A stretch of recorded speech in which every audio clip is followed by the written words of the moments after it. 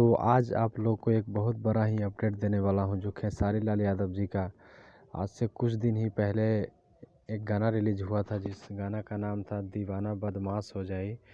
जो गाना प्रमोद प्रेमी जी भी कॉपी करके गाए थे। तो जो ओरिजिनल गाना है खेसारी लाल यादव जी का पहले बना हुआ है गाना, और प्रमोद प्रेमी जी चोरी करके गा दिए।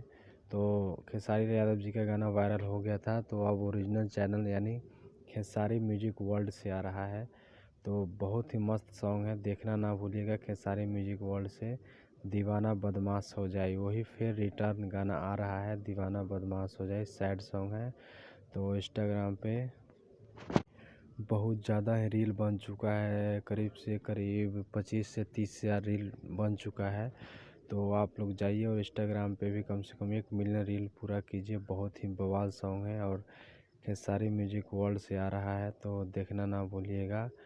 जिस गाने का नाम है दीवाना बदमाश हो जाए, खेसारी लाल यादव जी का सबसे सुपर हिट सॉन्ग है इस साल का। ठीक है दोस्तों।